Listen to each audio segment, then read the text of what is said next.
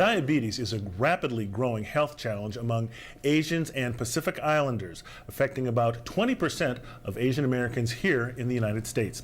Located right here in Boston, Joslin Diabetes Center's Asian American Diabetes Initiative, AADI, works to find a cure and enhance the quality of life for the rising number of Asian Americans living with diabetes. For the last 13 years, Joslin has hosted an annual fundraising event called A Taste of Ginger, which is a lively celebration that brings renowned Boston chefs and foodies together to raise much needed funds for this unique initiative at the center.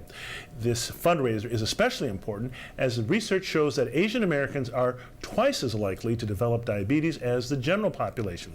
To tell us more about the work of this organization and also about A Taste of Ginger, we've invited Dr. George King. He is Chief Scientific Officer at Joslin Diabetes Center and founder of the AADI.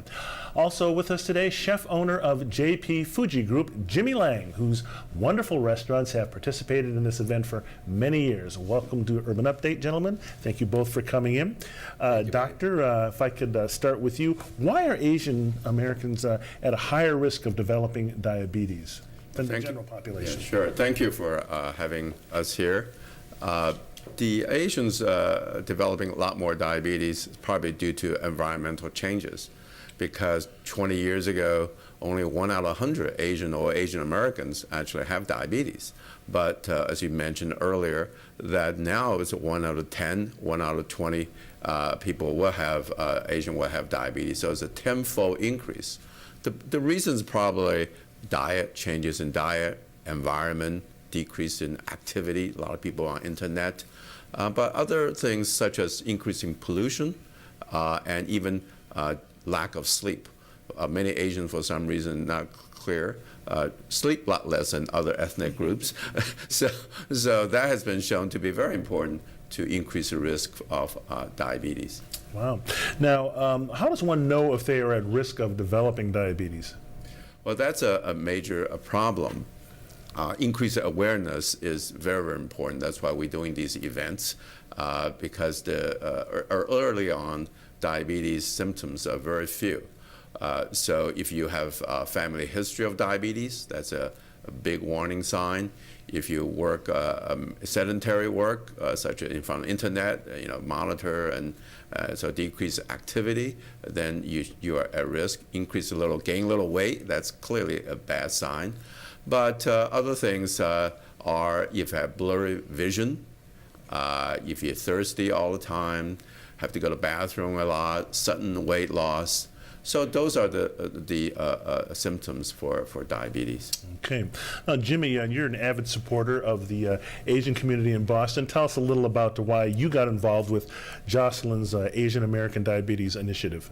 Well, first of all, thank you, Byron. Thank you, Dr. King, for having me here today. Well, I personally got involved because my father and my grandmother, they both have diabetes. So I'm assuming that I'll probably be a strong candidate for that.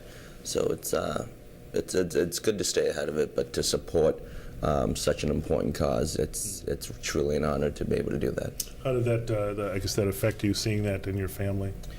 I see the struggles that they go through, with the pens and checking the blood sugar levels and things like that, and I don't like to see it, but that's just a part of it. Are you working to try to avoid that fate for yourself? I try to. I try to exercise a lot, but again, because of my work, I don't get a lot of sleep, doctor. So. Okay, all right. Doctor, could you describe the type of diabetes and services that are offered through the Joslin's Asian Clinic and what makes it so unique? Well, we are very proud of our Asian clinic. Our outcome or success rate is really, I think, remarkable. We're the first clinic that's shown that we have gotten rid of disparity in our clinic between Asian and other groups at Joslin's. I think it's the only one in the country.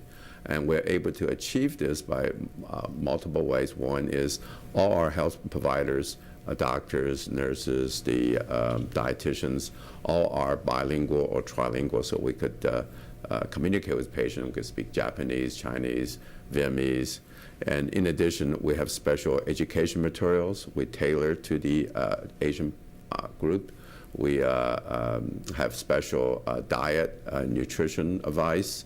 We have special exercise for Asians that tend to do them. And we also obviously are aware of different kind of medications that are better for the Asians, and also the doses and the side effects that are especially affected Asian populations. Okay. Jimmy, for those who have not attended before, I guess what can guests expect at this year's A Taste of Ginger, and what's the JP Fuji Group going to be contributing at this year's event? Well, first of all, for anybody that's never been there, it's a great event. Like you said earlier, it's really lively, a lot of great food, great chefs. And I just want to take this moment for a quick shout out to my own chef, Chef Ming Cho. He's going to be there, and he'll be writing the menu for the event that day, and he'll be surprising me with it. Ming's been training with me for 16 years of his life. And a quick hello to Joanne Chang, Ming Sai, Chef Ming Sai, Chef Kevin Long. So a lot of great people, great food. It's just going to be a wonderful time. Okay. Doctor, healthy food choices is an important part of diabetes treatment and prevention. I guess what makes an ideal recipe for the Asian American Diabetes Initiative in your view? Well, we actually studied this. We spent over $3 million studying this question, and have come and shown that traditional Asian ingredients are wonderful. So, for example, sushi, seafood is really, really good. Okay, steamed fish, vegetable, broccolini. I love broccoli, and many traditional Asian food now is actually all available in the market. Bak choy, something called bitter melon, which you haven't tried, you should really try, and it's shown to be in traditional Asian. Bitter melon? Bitter melon, Okay. and it's wonderful, one of my favorite food, and shown to be, it's in traditional Asian lore that it actually treats diabetes. So these are wonderful items. It's on our website, AADI website, that you could actually download all the recipes. Now, I guess the clinic you're dedicated to the treatment and cure for diabetes. What about the medical advances? What's happening along those lines that the average person might not know about? Well, there are a lot of advances in diabetes now, both in type 1 or juvenile diabetes and adult diabetes. There are many new treatments. 10 years ago, we only had 1 or 2 new medications. Now we have 6 different types of medications. And so it's getting complex, but the improvements are really wonderful. And what is the message that you try to get out to the general population, to the Asian community? What's that message that you pound away at, you try to get out into these communities?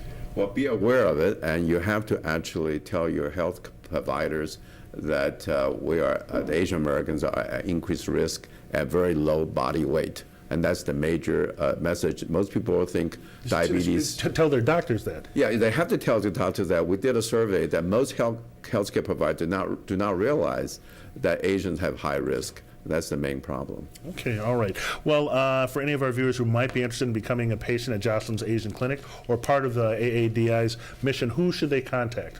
Well, they certainly could get online just on AADI and Jocelyn. They'll see the contact. Or if they have language issues, they could call 309-2606. Okay, all right. That's George King, Dr. George King, the Jocelyn Diabetes Center. Jimmy Liang, thanks for coming in. And sounds like it's going to be a great event. Good luck with the event. Hope you raise a lot of money, and hope you keep helping people out with that real difficult disease. Okay, that's it for this edition of Urban Update. For all of us here, I'm Byron Barnett. Have a great Sunday, everyone.